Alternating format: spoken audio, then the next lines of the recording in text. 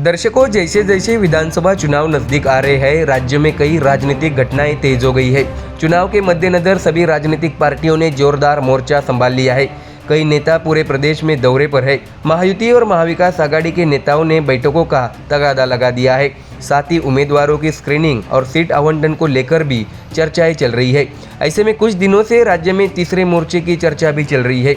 ये भी चर्चा है कि अजित पवार इस तीसरे मोर्चे का चेहरा होंगे। हालांकि अब अजित पवार ने मीडिया से बात करते हुए चर्चाओं पर टिप्पणी की है। अजित पवार ने तल्ख लहजे में जवाब दिया, मुझे यह सुनकर हैरानी हुई कि मैं तीसरे मोर्चे का चेहरा बनूंगा। अजित पवार ने यह भी कहा है कि राज्य में केवल एक ही पार्टी की सरकार सत्ता में नहीं आ सकती है। उन्होंने कहा कि यह सुनकर हमें भी हंसी आती है कि मैं तीसरे मोर्चे का चेहरा बनूंगा। अब हम क्या कहेंगे, लोकतंत्र में सभी को बात रखने का अधिकार है। हम अपना काम करते समय टीवी देखते हैं, फिर कुछ खबरें हमें पता नहीं चलती और वहां पर वह ब्रेकिंग न्यूज चल जाती है। हालांकि अक्सर इसमें कोई सच्चाई नहीं होती है। राज्य में तीसरा मोर्चा बनेगा या चौथा मोर्चा भी होगा। अब वंचित बहुजन आघाड़ी के अध्यक्ष प्रकाश आंबेडकर ने भी अपने कुछ उम्मीदवारों की घोषणा की है। इसलिए हर किसी को अपनी पार्टी को बढ़ाने का अधिकार है, ऐसा अजित पवार ने कहा है। आगे उन्होंने बीजेपी की रणनीति और अमित शाह के बयान पर भी कटाक्ष करते हुए कहा, हमारे राज्य में राजनीतिक स्थिति अन्य राज्यों की तुलना में बहुत अलग है। मौजूदा हालात में सिर्फ एक पार्टी सत्ता में नहीं आ सकती। एक राज्य की राजनीतिक और सामाजिक भौगोलिक स्थिति बहुत अलग होती है, जबकि दूसरे राज्य की स्थिति अलग होती है। पंजाब, दिल्ली, तेलंगाना या आंध्र प्रदेश को लीजिए, वहाँ एक ही पार्टी की सरकार है। हालांकि 1985 के बाद लगभग 40 साल हो जाएंगे।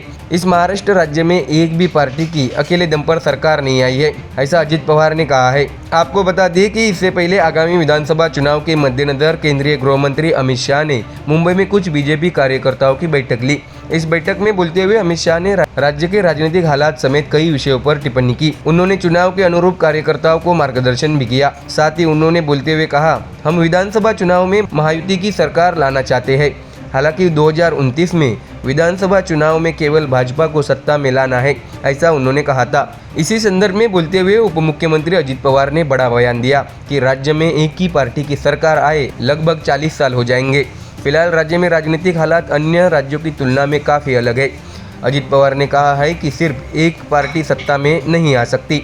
तो देखा दोस्तों कि महायुति में अंदरूनी राजनीति गरमाई हुई है। ऐसे में अब अमित शाह के बयान से ये भी तर्क निकाले जा रहे हैं कि आने वाले दिनों में बीजेपी पार्टी को मजबूत बनाकर शिंदे और अजित पवार का भी साथ छोड़ सकती है। Bureau report, MDR news.